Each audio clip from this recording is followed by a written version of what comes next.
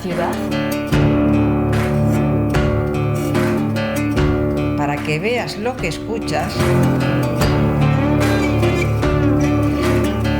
Nuestros podcasts.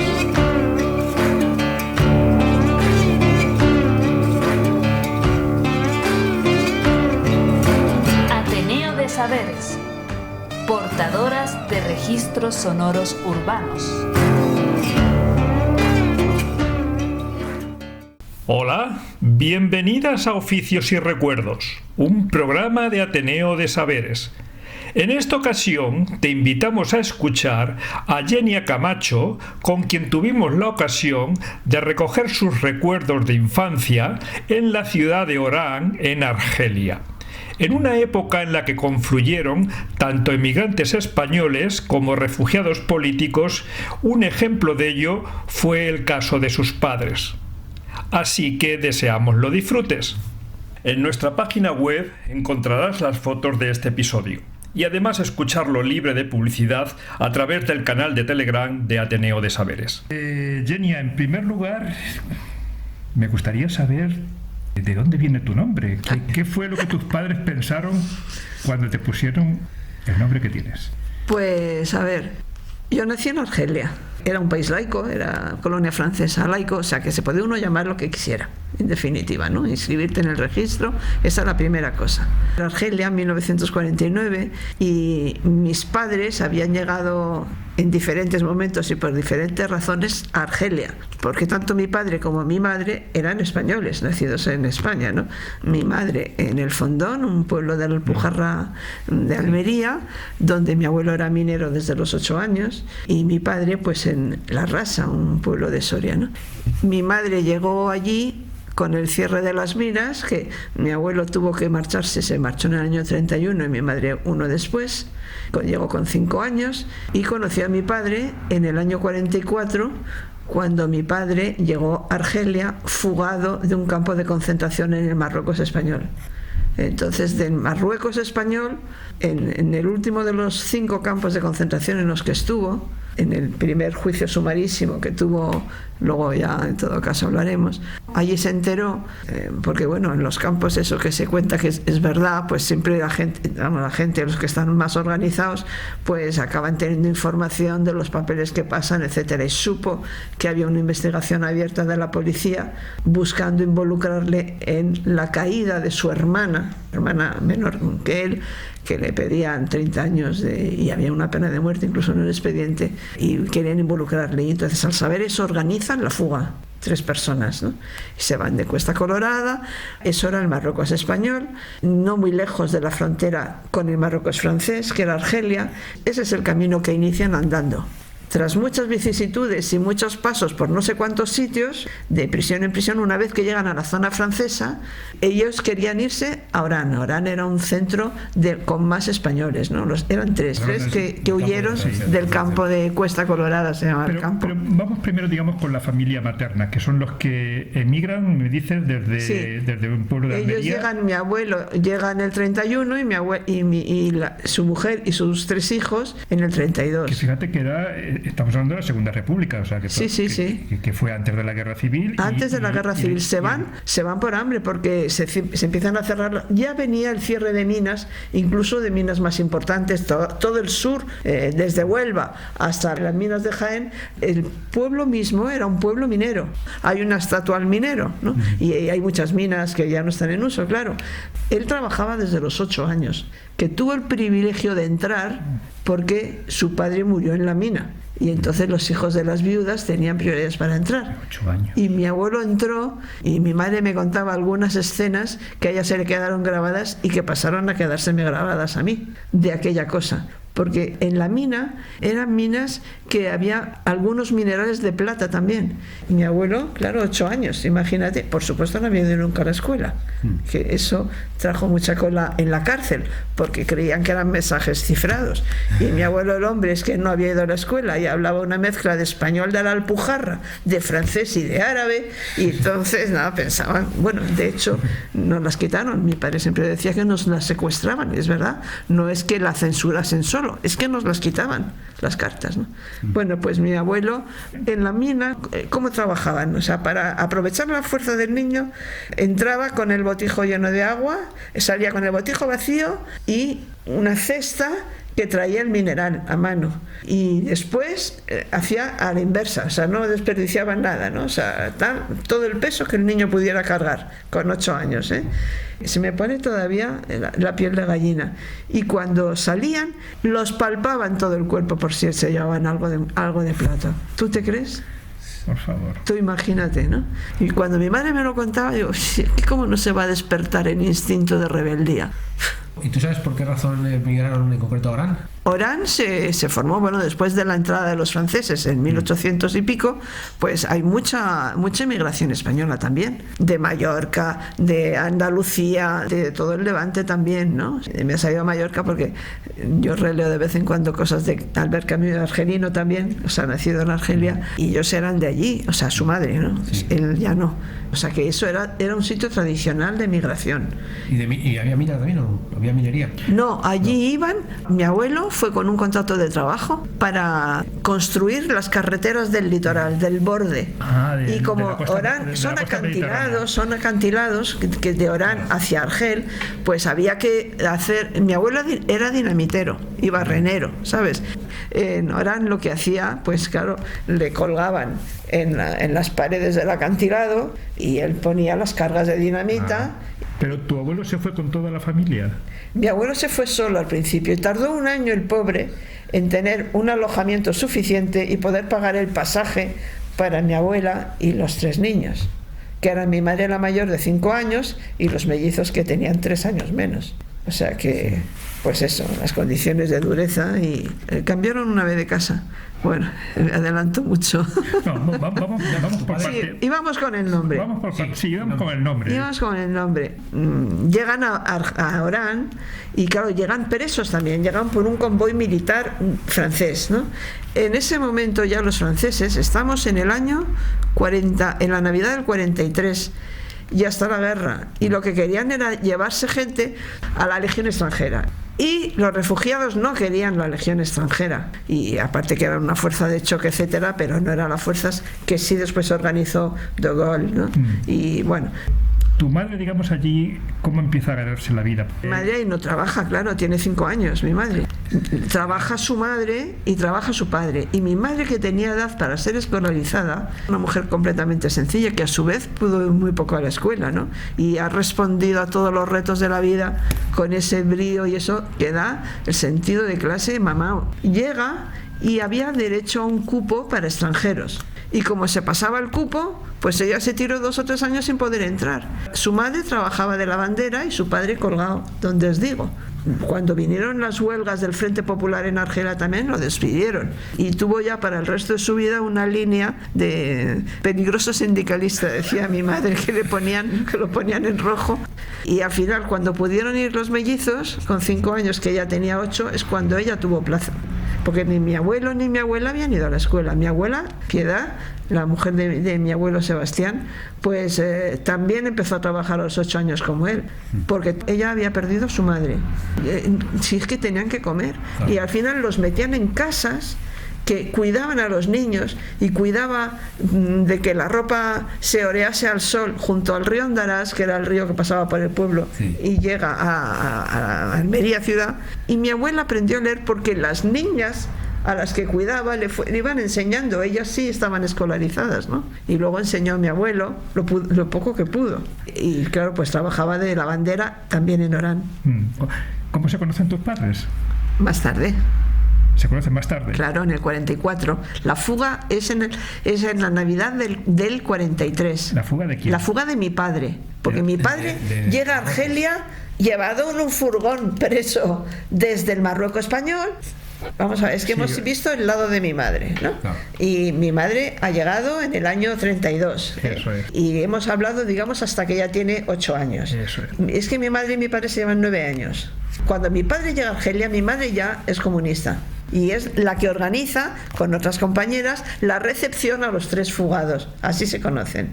Y te has asombrado de la edad. Claro. De la edad de mi madre. Sobre todo Porque de la edad con 14 años, compromiso político, ¿no? con 14 años, que estaba en las juventudes, le dice el hermano de Carrillo, Roberto Carrillo, le dice: ya eres grande, creo que tienes que pasar al partido.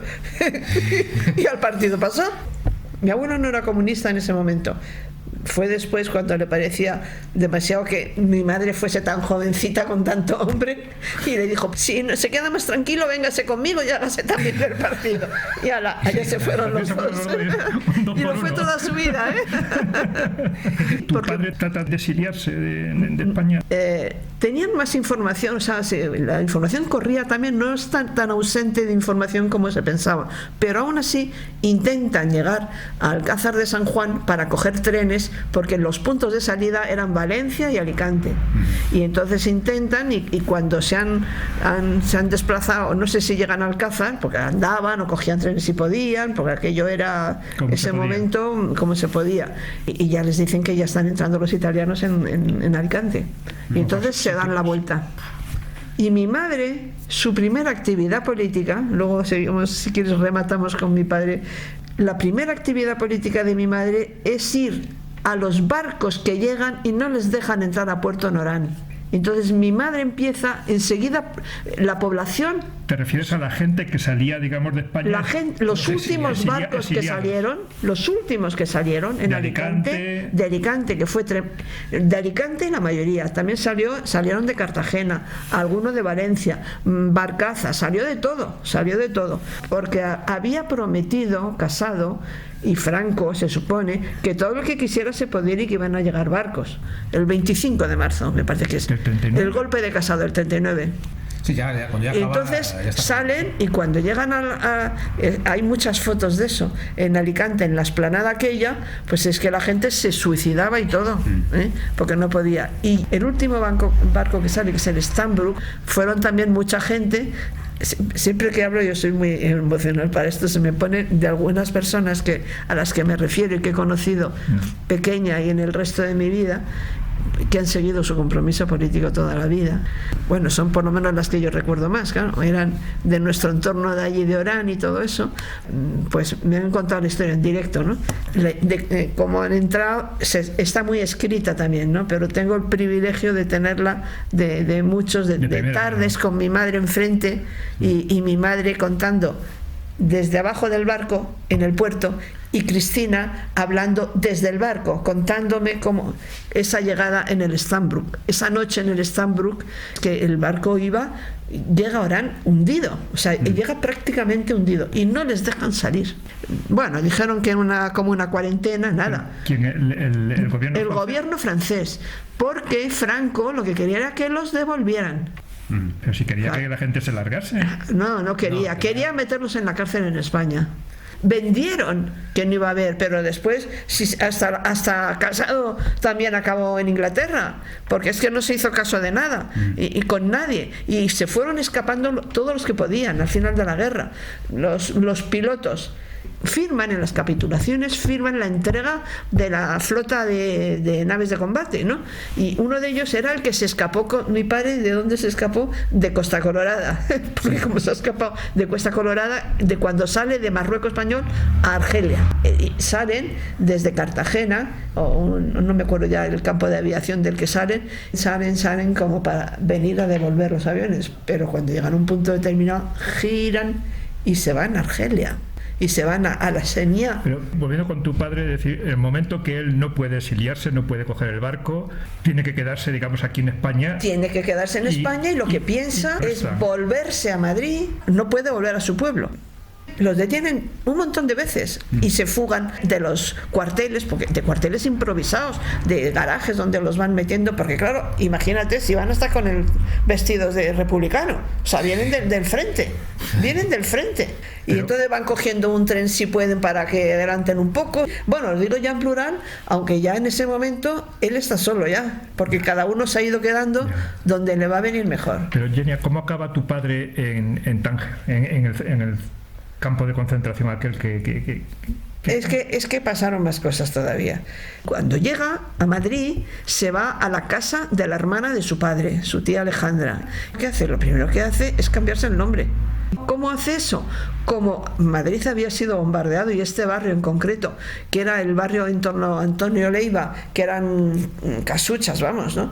Y estaba todo hundido, las parroquias y de todo, y quemada. Y entonces, si no sé quién declaraba que te conocía, y entonces él se hace un Marcelino no sé qué, se deja el Marcelino, y entonces sucedió la otra cosa que sucedió a miles, y es que alguien a quien conocía se lo tropieza por un sitio y va y le denuncia que ese era un republicano, pues muy rojo y no sé qué. Era la delación pública, ¿no? Y sí, las denuncias fueron masivas, pero es, sabes, muy representativo de lo que pasaba en general. Sí.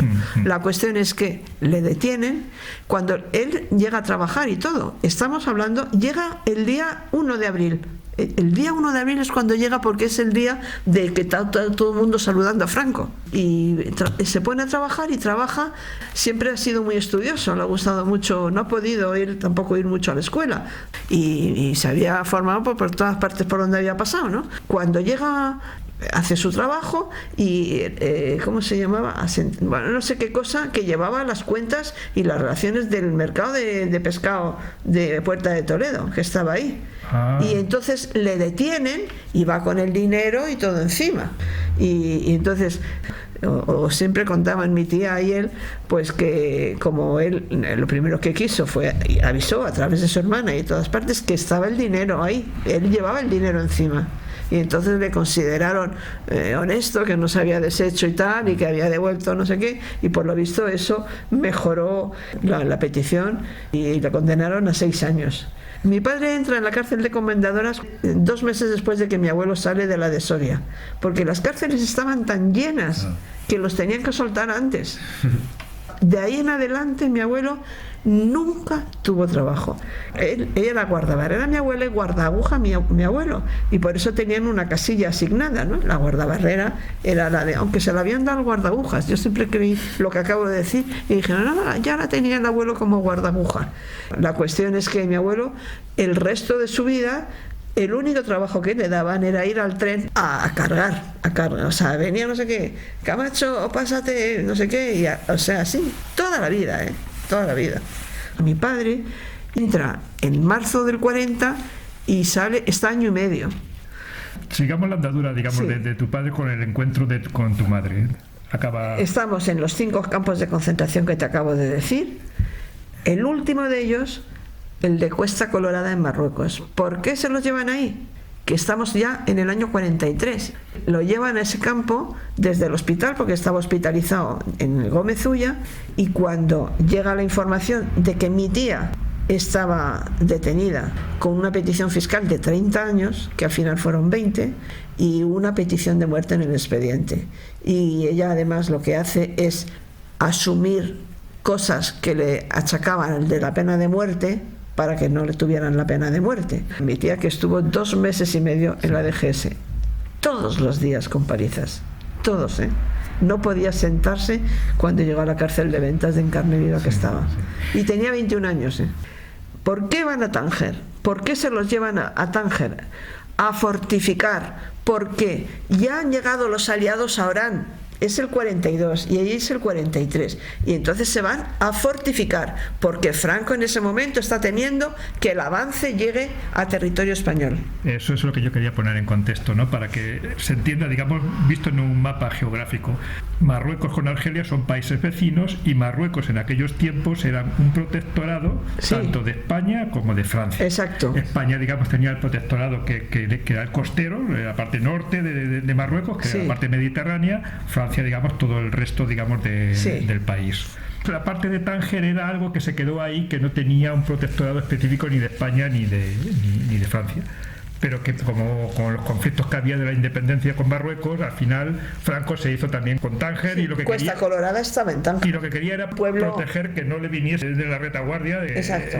Ahí el trabajo es impedir, porque esos momentos de la guerra hubo de todo con Franco, que si negociaba con los nazis ya algún reparto de España, si entraba, si no entraba, hubo de todo, pero en el caso de los presos van a fortificar, porque ya están los americanos, que son los que entraron en Orán.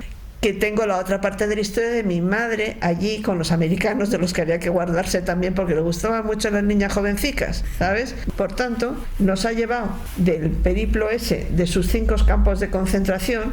Cuando se fuga de Cuesta Colorada, pertenecía a Tánger, lo ponen en búsqueda. O sea, dicen que se ha fugado, porque luego él, como refugiado, se legaliza en Argelia. Sin embargo, cuando puede regresar del exilio, en un indulto general, se indultan las fugas de los campos, porque los campos de concentración, esos y otros, por ejemplo los de Argelia, que los conozco muy bien y son durísimos, porque nadie tiene ni puta idea de los campos de concentración que hubo ahí. Los alemanes fueron tremendos, ninguno como esos, pero los de Argelia infinitamente peores que los de España, ¿eh? En manos de los franceses. En manos de los franceses. Y ya estando los aliados, ¿eh? Llegan en noviembre del 42 los americanos, y ellos sí baja la represión dentro de los campos, ¿eh? Pero ahí siguen, y siguen también las fugas, ¿no? Fíjate que cuando acaba la guerra, la gente busca refugio, una gran parte, digamos, en el sur de Francia, pero sin embargo hay como un poco un desconocimiento donde también hay cantidad de exiliados y refugiados en Argelia, que es una colonia francesa. Sí. Que de alguna manera la gente iba buscando los sitios que les pillase más cerca. Claro, es que tiene que ver con la toma de los frentes, con la evolución de la guerra. Primero salen de la zona de Pamplona, todo eso es el primero. Frente norte aquel, que es el primero que cae, pero ahí salen menos de 1000, ¿no? Luego a Francia salen 400 y pico mil, de los que unos 200.000 vuelven en los 2 primeros años. Se pensaban otras cosas y que iba a ser poquito, que en cuanto empezase la Segunda Guerra Mundial aquí íbamos a ser todos uno, tal. Y el último frente, los que llegan a Marruecos, son al norte de África, porque llegan a Marruecos, Argelia y Túnez. El número más grande es el de Argelia, y de Argelia el número mayor es el de Orán.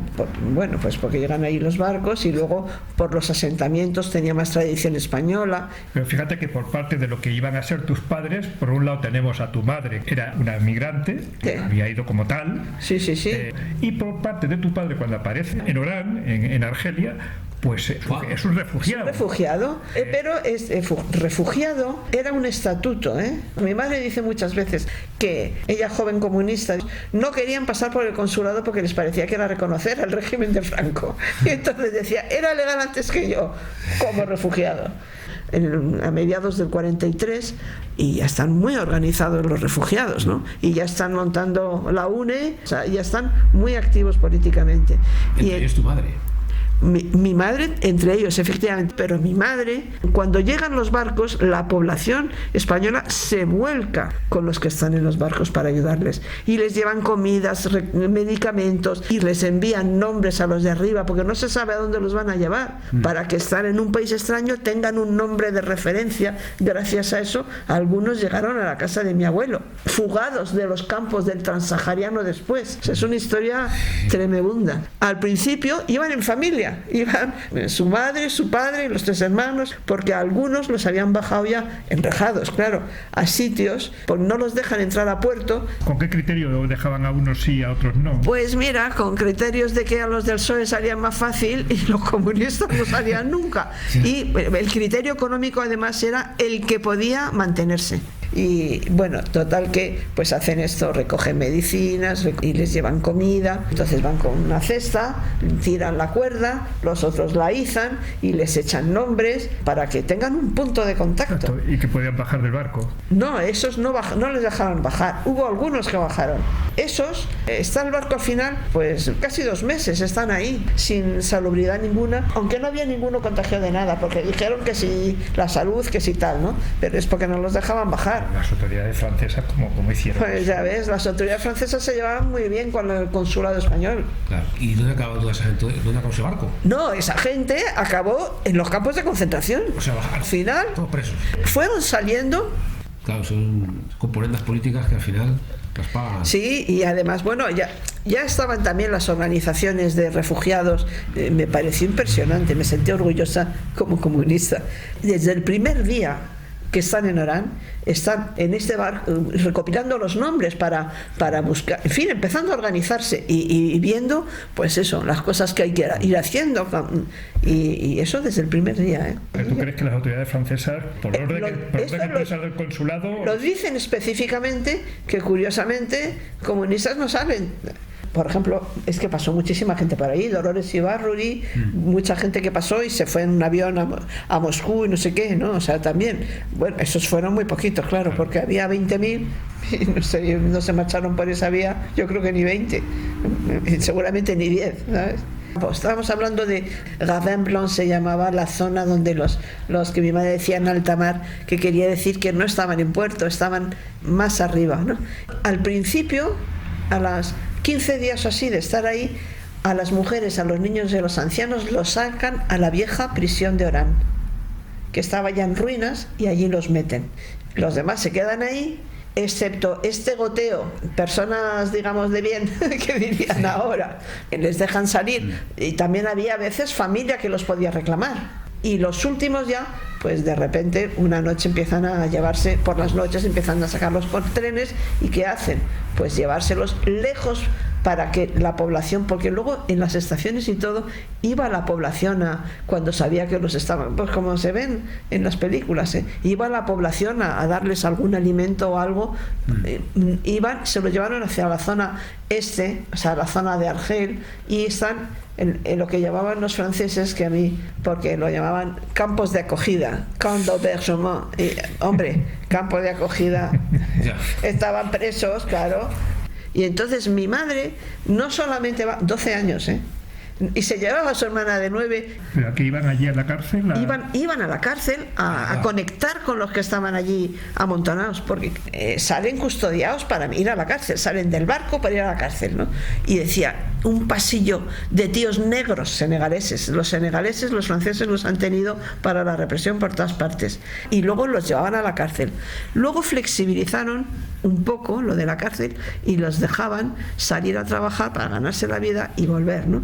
Y entonces mi madre y otros chiquillos, ¿no? Pero mi madre salía a buscar información. Los niños podían pasar y los demás no. Claro. Y se colaban a la cárcel ruinosa y sacaban información de quién había, todo eso, y se la pasaban a su padre, a los organizados, pues para ayudar a los refugiados. Y claro, los refugiados que había por allí, pues claro, luego supongo yo, pues iban a las joyas de niños que salieran como mi madre, tan laboriosos y tan solidarios, pues a la PACA. Los reclutaban rápido. Exacto, o sea que esa fue en realidad ese es el inicio, su primera acción política, de solidaridad, claro. También. Como las que ha llevado tantos años en la cárcel. Y cuando ya se declara la Segunda Guerra Mundial, empiezan a llevárselos de los sitios más importantes, no necesariamente comunistas.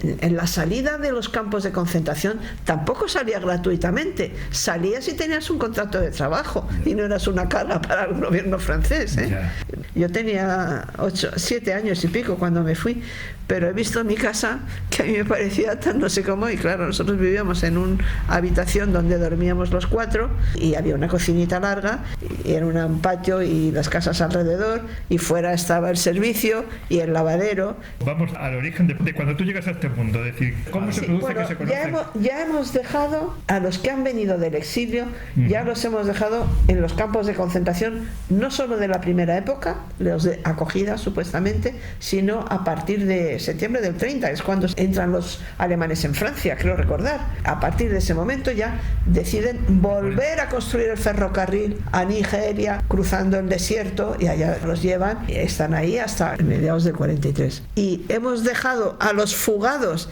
de Cuesta Colorada y se han puesto el uniforme francés, sí. Y tienen los contactos con los refugiados españoles, sí. Y mi padre en concreto se fugan saliendo por la puerta. vestidos de militares,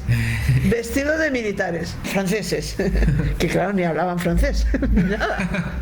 Y entonces le acoge a mi padre un ingeniero, no sé si era rumano o que estaba casado con una española. Y tenían una niña que se llamaba Yenia. ¿El nombre será un nombre a lo mejor ruso o puede que sea ruso, porque luego además mi padre fue el que iba a inscribirnos a los hijos. Mi madre estaba recién parida y mi padre me llamaba a mí siempre Yenia, que es como yo me firmo. Pero los franceses pusieron G, para el sonido francés G, porque no se enterarían, porque a mi hermano tampoco supieron ponerle Marcelin, que era, y le pusieron Marcel, que es Marcelo, ¿no? O sea que, y cuando he estado en Cuba a presentar el libro, que estuve en una feria del libro en Cuba, los cubanos te invitan a que vayas, pero tú te pagas todo, son muy pobres, te pagas todo y si puedes los invitas a comer a ellos, porque sabes cómo estaba la cosa.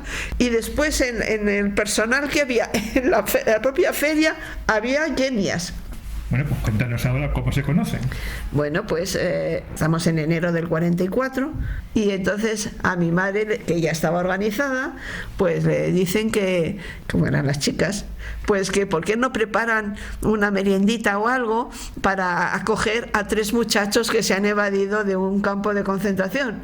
Y entonces mi madre conoce a mi padre, que dice, flaco, fíjate cómo venía, dice, era todo pelo, todo pelo, y ya está, ahí se conocen y están en la militancia coincidiendo pues como 4 años, hasta que un día, eso lo ha contado mi madre miles de veces, decía, un día me llama y me dice que, porque fíjate tú que pobres criaturas, el local que tenían era una cosa decrépita y lo llamaban Las Ruinas. ¿Sabes? Podéis imaginar cómo estaba el local ese con el que se habían hecho, y ahí estaban organizados, y entonces mi padre la dice, vente por el local que quería hablar contigo unas cosas. Y llego allí y empezamos una vuelta por fuera, otra vuelta, y me dice todo seguido que si tengo novio y que si me quiero casar con él. Pero no había habido una época de noviazgo con... No, lo que había se conocían de la militancia mucho. Lo que hace es la declaración express, claro. Y ya con todo montado, todo ya, él ya lo tenía todo claro. Él lo tenía todo claro.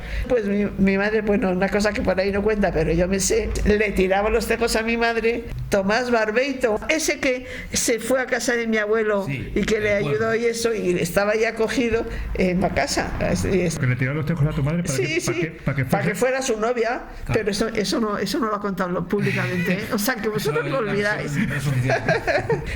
Otra de las tareas de mi madre, de protección a los refugiados, de mi madre y otros niños, como los refugiados se iban fugando, y los deportados, los que estaban escondidos por los sitios, porque eran barrios estos con mucho acantilado y cuestas, o sea, había mucho recoveco, entrabas por un sitio, salías por otro, ¿no? Sí.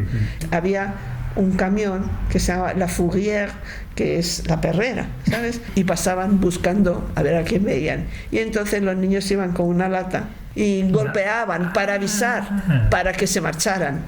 Y dice mi madre que su madre la regañó mucho, porque claro, están en la búsqueda exacerbada de a ver a quién pillan, ¿no?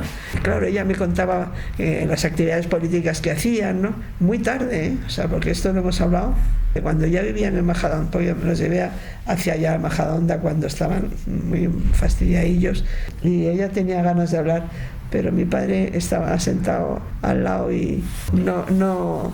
Yo digo, ¿tú te acuerdas de Orán, papá? Y me decía, pues cómo no me voy a acordar, pero ya no hablaba, o sea, ya estaba muy caidillo.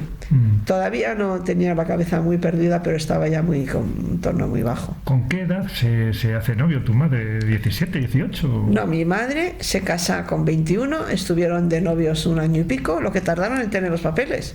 Teníamos el libro francés, el libro de familia. Nosotros teníamos, como todos los que estaban en nuestras condiciones, podíamos tener la nacionalidad francesa, española, bueno, argelina todavía no, cuando salimos de allí no. Pero mi padre estaba muy orgulloso, lo contaba en todas partes, que nosotros habíamos elegido la española. No se nos hubiera ocurrido otra cosa, claro, sí, porque vivíamos aquí. Sí, sí. Bueno, tus padres tienen 2 hijos, tú eres la mayor y tú también tienes otro hermano, con una diferencia de 2 años, ¿no? 2 y medio, sí. Mis padres nunca perdieron ni siquiera mis abuelos, mis abuelos que venían de la emigración, ¿eh? Sí. Bueno, mi abuelo luego, ya os digo, cuando se hace del PC también, y también estaba en la CGT francesa, ¿no? Mi padre también estaba en la CGT, allí cuando ya empieza a trabajar. ¿Tus padres se van a vivir a otra vivienda? Sí, no están con mis abuelos. Mis abuelos estaban viviendo en la zona de esa por donde se escondían, que os he contado. Sí. La hija de Tomás Barbeito me decía que ella volvió ahora más veces, bueno, y me decía, Avenue Saint-Ange, que es donde yo vivía, c'était la bourgeoisie. Y cuando lo miras, madre mía de mi vida, éramos pobres, pero claro, mis abuelos eran más pobres, Sí. pero ellos ahí estaban, acogían, no te creas tú que daban de comer solamente a Tomás, y a mi padre también se fue a comer allí, porque mi padre se transparentaba, el pobre, y decía enseguida los potajes de la señora Piedad. Dice, vamos, que a los pocos, cuando ya se casó, bueno, le había metido 11 o 12 kilos al cuerpo al Marcelino. Bueno, vamos a hablar ya de ti. Y como niña, te escolariza en una escuela francesa, ¿no? Sí, claro. ¿Tienes recuerdos de aquella escolarización? Sí, no, muchos. Y el otro día además me ha salido una cosa que me ha guardado mi madre, claro, a las fichas del cole y todo eso.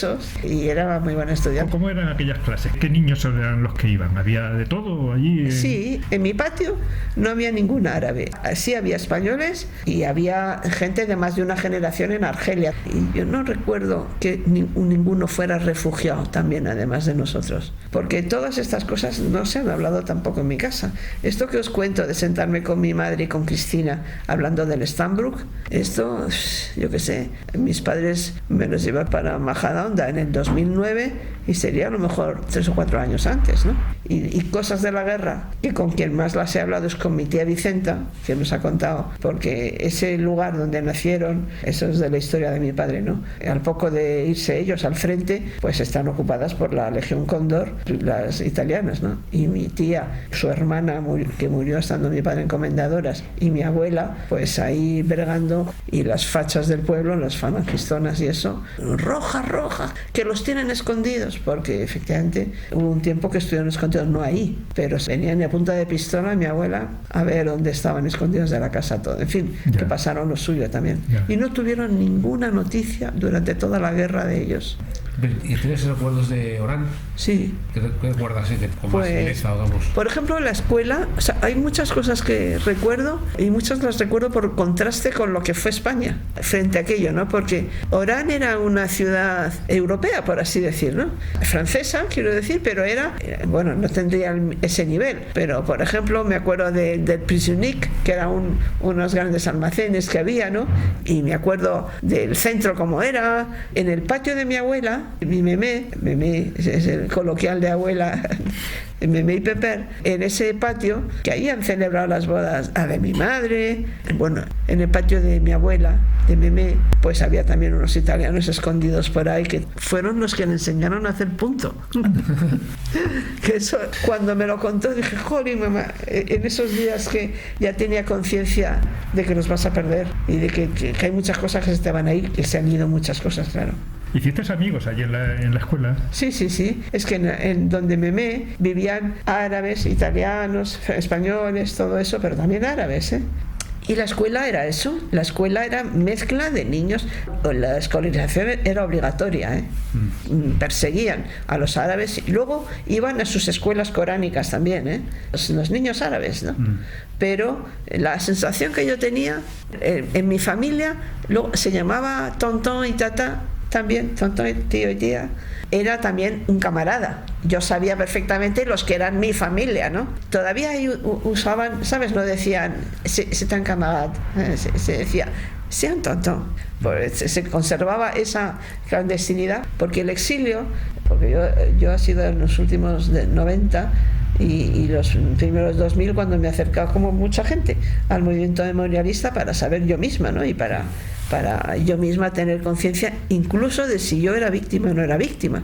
Cuando he oído a gente que te dicen que desde luego la vida nos la han jodido bien, aparte ya de las vicisitudes personales de la militancia, pero cuando la cárcel entra en una casa y no un mes o 2 ni tal, sino 9 años seguidos como estuvimos, pasa la vida entera por ahí delante y vaya si te deja media. Eso es. De hecho yo tenía, no era un propósito, era una descarga emocional, escribir, pero también era una manera de escribirlo, de intentar que el otro se pusiera en nuestro lugar. Claro. Que se diera cuenta, o sea, que percibiera un poco lo que era aquello, ¿no? Pero vamos con los recuerdos de la niñez. La idea de la multiculturalidad, había muchos judíos también, pues el mundo entre Argelia y España, pues fue para mí horroroso el asunto de la religión, por ejemplo, porque allí la sensación de libertad era total.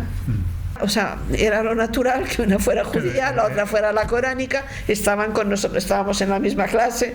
Pero luego en la calle, en el barrio, en los alrededores de tu casa, ¿salías a jugar? Sí, claro, jugábamos en la calle siempre. Sí. ¿O era una cosa de que los españoles ahí estaban encerrados en su propio gueto? No. Desde niña, ¿qué momentos de recuerdos tienes de idas o venidas a tal o cual sitio, de salida con tus padres, no sé si ibais al cine o ibais a algún lugar, es decir, esas cosas que se te quedan grabadas en la memoria, ¿no? Que se tienen de la niñez y que no se borran, ¿no? Sí, efectivamente, ¿no? Si íbamos al cine con mi padre y con mi madre, que me llevaban ellos cuando todavía no podías pasar, que estabas en el límite, pero si ibas con tu padre, pues sí me llevaban al cine. En Orán, con quien recuerdo ir al cine a ver películas españolas, había muchas películas españolas. Íbamos con mi memé y mi peper, mis abuelos, con Fátima la Mora, que ella y yo nos adorábamos las dos, recordaba sus olores, se lo contaba a mi madre un día, digo, mamá, y yo me acuerdo de no sé qué, y mi madre era mi soporte, y olía como una cosa dulce, mamá, y no sé qué, y sí, dices que te cogía, le gustaba mucho como tú olías, entonces te cogía y te enrollaba con ella y no sé qué, y las moras les gustaba mucho sus perfumes que vendían como en el mercadillo, y eran perfumes efectivamente dulzones, ¿no? Y entonces ahí debíamos hacer una mezcla, Fátima y yo, ¿sabes? Y después he conocido también, había otra que Fátima era adulta ya, ¿no? Y su marido hablaba también español, esa era del patio de Memé, ¿no? Sí. Y entonces con Fátima íbamos también, porque ya os he dicho que nosotros no teníamos baño ni nada, y entonces íbamos a un baño árabe. Íbamos con Fátima, me acuerdo mucho de eso. Y eso también se lo he dicho a mi madre, por ejemplo, digo, mamá, tengo la idea de muchos gritos y de que había una luz. Y me dice, sí, claro, íbamos, es que había una especie de lucernario arriba y efectivamente estábamos las mujeres y los niños hasta que tenían una edad, no sé si a los 8 o así, y después pasábamos a otra sala y íbamos siempre, era el sitio de bañarnos. Que cuando vinimos a España, ahí en la Glorieta, vivimos 2 años y medio, que nos alojó una prima que tenía una casa de 35 metros y vivimos 7, 2 años y medio, que no sé cómo nos aguantaron, y íbamos al Portillo, que decían los embajadores entonces, que era una casa de baños. A la casa de baños que todavía existe. Exacto, ya lo he visto al pasar por ahí. Y entonces el antecesor de eso en mi infancia son los baños árabes, o sea que participábamos de las costumbres, ¿no? Por ejemplo, cuando llegaba un vendedor a comprar no sé qué, pues mi madre salía porque Fátima no quería salir porque su marido no quería que los vendedores vieran a las mujeres, o sea, esas cosas ya estaban, no eran ni mucho. Yo noté muchísima diferencia cuando he vuelto ahora de la sensación que tenía yo de que las mujeres árabes no estaban tan oprimidas como están ahora en el propio Argelia, claro, también. Y entonces con Fátima también, pues íbamos al cine. Fátima y su marido se llamaba Mimun, también venía Peper. Y mi padre yo creo que no, debía estar complotando algo o estudiando, pero mi madre sí.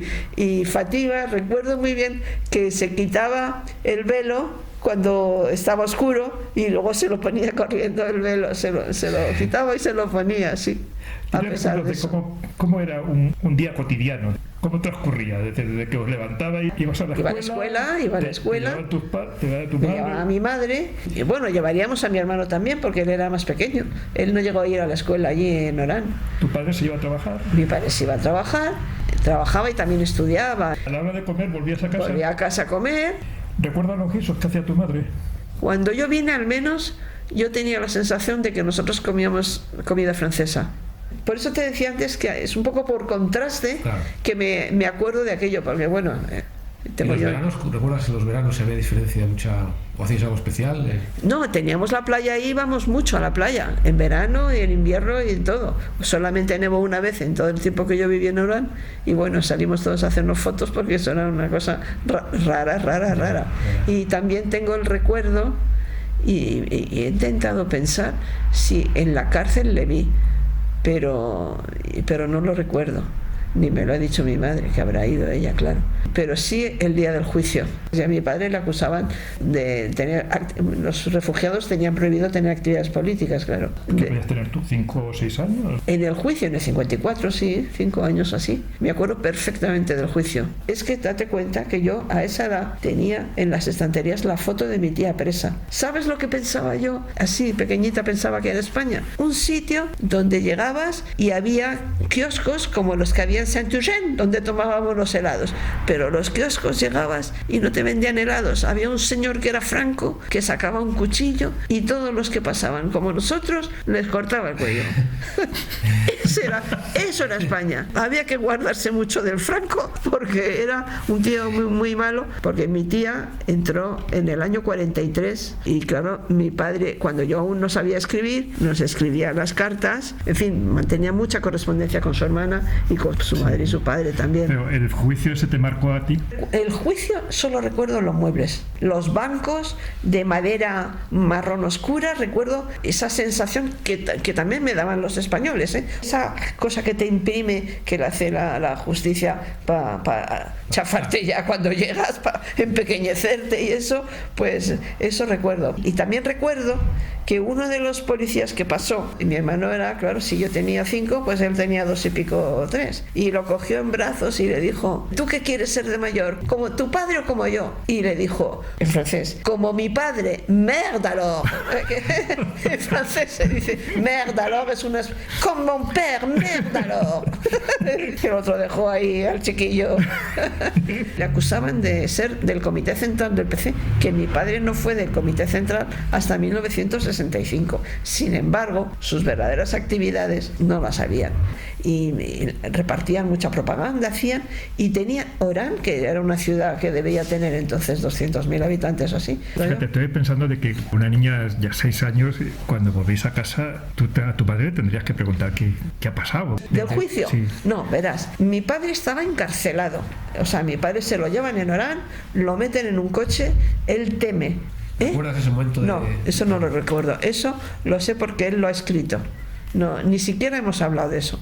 Para nosotros lo que más pesaba de Orán, la guerra que les tocó vivir a nuestra familia que se quedó allí. Porque mi abuelo tenía pasquines en las calles diciendo que muerte a Sebastián porque era amigo de los árabes, ¿sabes? ¿Muerte a tu abuelo? Sí. ¿Con pasquines en las paredes? Sí, sí. Cuando tú empiezas a ser un poco consciente del entorno familiar en el que estás y las circunstancias que son probablemente no alcanzas a comprender. A ver, lo de la cárcel, nada que ver con lo que he vivido, o que creo yo que los niños pequeños, que tengo también muchas anécdotas de la cárcel de Carabanchel, de chiquitines que te preguntan: ¿tú eres hija o tú eres mamá? Desconcertados o que venía a decir: abuela, dame la navajilla. Tenía un llavero con una navajilla. Déjame la navajilla, que he visto un canalla, que era un gris. Que he visto un canalla, déjamelo, ¿no? Pero yo no recuerdo eso. Porque el periodo ese que estuvo 6 meses de cárcel, hasta el juicio. Ellos en la cárcel, es Barberousse, una cárcel muy conocida, donde estuvo Cervantes. Lo que sé de eso, lo sé por lo que mi padre ha escrito sobre ello. No tengo yo esa... Bueno, tan es así que yo no sé si hemos ido a la cárcel, pero sí recuerdo el juicio. Y entonces acababan de cambiar un gobierno en Francia y debió entrar un gobierno más progresista que incide en que no haya esa persecución con la militancia. En Orán, en aquellos tiempos, había un gran conflicto, ¿no? Incluso con gente en la calle, pues sí, buscando la independencia. Sí, pero bueno, ya había plásticos, las bombas de plástico. Pues teníamos ese miedo. Si les había pillado o no les había pillado la bomba. Porque Argelia, digamos, era una colonia y entonces, bueno, pues lo que allí había era un país que estaba tomado, unos colonos, y luego estaríais vosotros que seríais denominados pies negros. En Francia decían todo pied noir, pero nosotros éramos los refugiados. Es que la guerra, cuando nosotros nos vinimos, aunque ya había bombas que ponían en sitios, y yo viví un desalojo, y fíjate tú lo que son las cosas, que tenía yo miedo. Mi madre me fue a buscar, claro. Sacaron de las aulas, nos dejaron en un... Pero ahí había voces de todo tipo, ¿no? Entre los niños y todos se conoce, ¿no? Porque mi familia era totalmente por la causa árabe. Ya digo que además en la cárcel en Barbarossa coincidió con los antecesores del FLN, que estaban presos también y habían sido salvajemente torturados y no recibían alimentos ni nada, los nuestros les pasaban a ellos. Y nosotros hemos crecido en la mezcla, incluso física, con los árabes y sin el ELN. No parece que había mucha simpatía con el Partido Comunista, ¿no? Entonces... Mi padre efectivamente ha escrito que había sido poco comprendida la lucha árabe por el partido al principio. Eso se lo he oído yo a mi padre, que me llamó también la atención. Pero sin embargo, si había un contacto de cárcel, sí había ese contacto. Sí.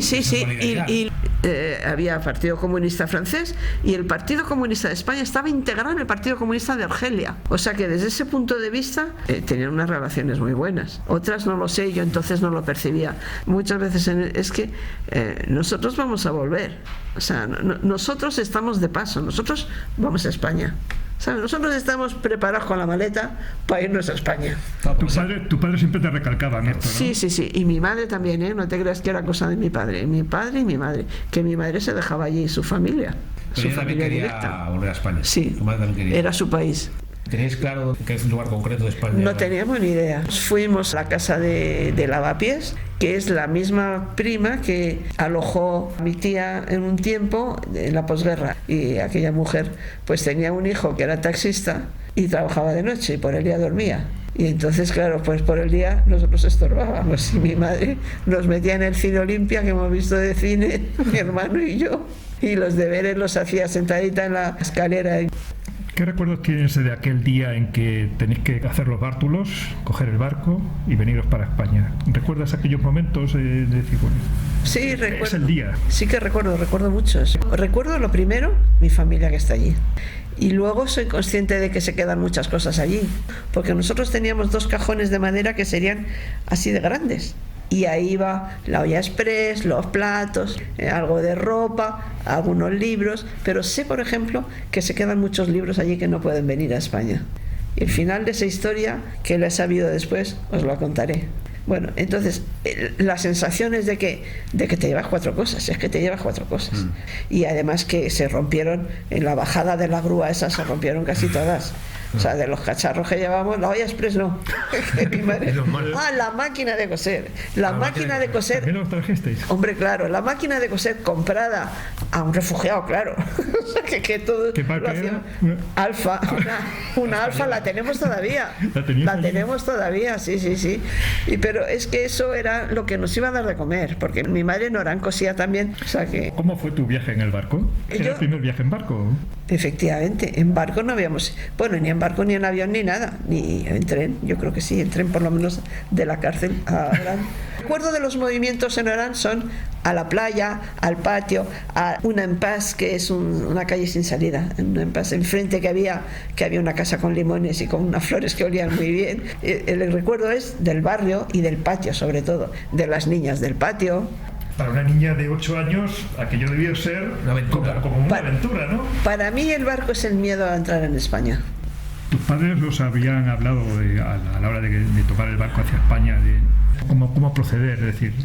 Pues yo tenía conciencia que lo de ser camaradas y tener camaradas, eso no se debía decir.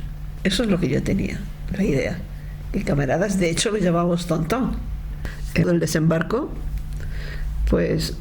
Yo como soy grande, pues entonces estoy atenta a ver y me pregunto si la gente va toda a España y entonces tiene miedo a Franco, o si van a España pero no se van a quedar y entonces pues tienen un poco menos de miedo. O sea, eso es lo que yo traduzco de lo que me debió salir de dentro de efectivamente la sensación. La sensación es que se va a un sitio peligroso y además es que pesa mucho dejar Orán. Orán es el paraíso, es la infancia. Orán además es la infancia, después ya no hay infancia prácticamente ya en mi vida. Enseguida se embarulla la cosa, pero llegamos y nos bajamos, por supuesto vamos en la bodega y todo eso, claro. Pasamos la pasarela aquella, mi madre con nosotros, mi padre y tal, y a nosotros nos dejan pasar y a mi padre no. Ya en España. España. ¿En qué puerto llegaste? ¿Lo identificaron o...? Pasamos y están allí, además, mi abuelo, el padre de mi padre, y mi tía Vicenta, la que había visto yo en las fotos Sí. de la cárcel y todo eso, han ido a buscarnos hasta Alicante. La abuelilla no, porque como era guardabarrera estaba a pie del cañón, siempre la mujer. Llegamos y entonces estamos ahí fuera y mi padre le dejan ahí parado y resulta que lo que pasa es que tiene una multa por haber salido de España sin permiso de lo del campo de concentración. Entonces nosotros, 18 de julio todo cerrado, nosotros no llevábamos dinero ni nada, se conoce, lo debíamos llevar, y mi tía y mi abuelo, lo que sea, se ponen en contacto con alguien y nos dejan el dinero, 500 pesetas que había que pagar. Nosotros la sensación es, pues no podemos entrar a España. Hasta para pasar a España nos pusieron la puta multa aquella. Problemas, ¿no? Nos pusieron problemas. De allí viajasteis hasta dónde? De allí fuimos a Madrid, pues hemos ido a esa casa. Jolín, madre mía, cuando ves, pues 7 estábamos, oye, 7 los 35 metros que, ¿sabes? Y debimos dejar allí las cosas, ¿no? Y ya digo, o sea, pues teníamos la máquina, los cacharros rotos, los libros bien. La casa que está en Lavapiés, ¿no? En Lavapiés, en Amparo 86. ¿Tú allí cómo te integras en el barrio? Es decir, vas al... Espera, porque de ahí cogemos el tren rápido con mi tía Vicenta y mi abuelo y nos vamos al pueblo, a La Rasa. Y entonces ahí ya llegábamos y éramos como bichos raros. Oye, venían todo el mundo a vernos y decían, ¡ay, qué bien hablan! En francés. O sea, pero debía parecer muy curioso aquello. O sea, y venía todo el mundo, pasaba por allí, el cura, todo el mundo venía por allí a mirarnos lo espécimen raro que los rojos que habían vuelto a dar la lata. Allí en el pueblo, ¿no?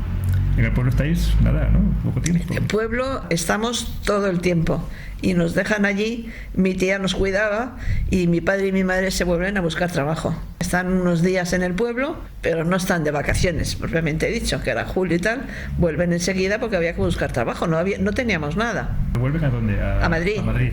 A la casa en la que vivimos de Amparo 86. De Argelia, ¿no? Eso es. Mi padre tenía una alta cualificación ya en Argelia, ¿no? Y entonces encontró varios trabajos, no uno solo, encontró varios y el que eligió fue el de Perkins y esa parte nos fue bien. En el barrio de Lavapiés estuviste 2 años, ¿no? 2 y medio, 2 sí. y medio. ¿Cómo te fue en aquel barrio?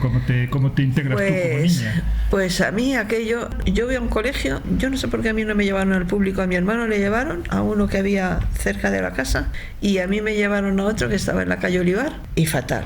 Entonces, claro, se rezaba y todo, ¿no? Yo no sabía rezar, no tenía ni idea de rezar. Y claro, pues allí eran 8, a los 9 se hacía por libre en el Instituto Beatriz Galindo el examen de ingreso para el bachillerato y mi hermano le tuvieron que sacar del grupo Legado Crespo aquel, que era un horror. ¿Que tu madre llegó a trabajar aquí en España? Mi madre aquí trabajaba con su máquina de coser, había un sastre abajo, igual que mi tía trabajaba por las casas. Las mujeres entonces era muy difícil que trabajasen en una fábrica o eso, ¿no? La prima Felisa, la de la casa, que es de una alta generosidad, porque había dos dormitorios, una cocinita pequeñita y un salón que cabía justo a la mesa, pero justo, y un pasillo. Entonces a mi tía en el pasillo tenía una cama mueble y la madre y el hijo tenían su habitación, pero ya llegamos nosotros 4, pues eso, Felisa me metió a mí con ella en la cama del pasillo mi hermano durmió con mi tía y mis padres, yo no sé qué harían con la mesa, porque allí, según iba avanzando el tiempo, las cartas de Orán eran para nosotros primordiales porque ya la guerra estaba en todas partes. Con mis abuelos ya los hombres estaban ya movilizados. ¿Pero tus abuelos nunca llegaron a regresar a España? En el 62, cuando estaba la guerra, el final de la guerra fue pavoroso. Salieron... El final de la guerra en Argelia, sí. Ya digo, los hombres movilizados todos, tenía bien claro que sí, porque es lo que hacían, los iban a buscar a los soldados, llenaban los furgones de árabes para luego llevarlos y tirarlos a los acantilados, o que lo tenía claro que si a él le tocaba eso se pegaba un tiro ahí mismo, que no iba a soportar eso. Les Allemands étaient chez moi, on m'a dit résigne-toi, mais je n'ai pas pu. J'ai repris mon art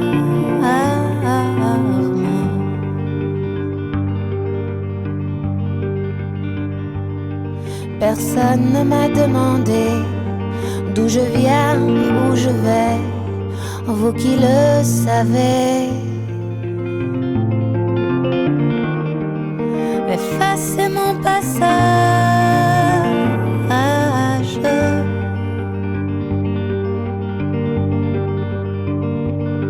J'ai changé 100 fois de nom, j'ai perdu femme et enfant, mais j'ai tant d'amis.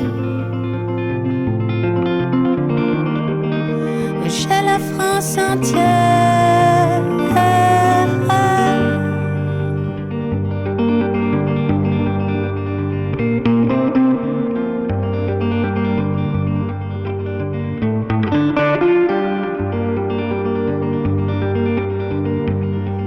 Un vieil homme dans un grenier, pour la nuit nous a cachés, les Allemands l'ont pris.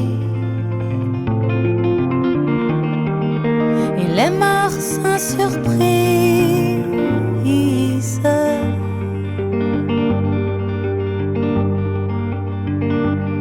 Hier encore nous étions 3, il ne reste plus que moi, et je tourne en rond dans la prison des frontières.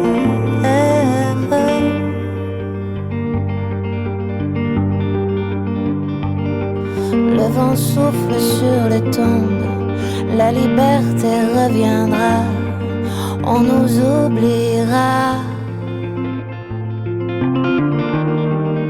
Nous rentrerons dans l'ombre.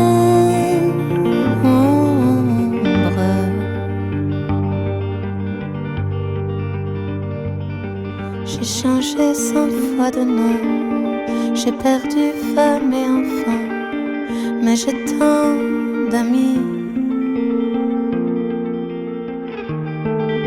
J'ai la France entière.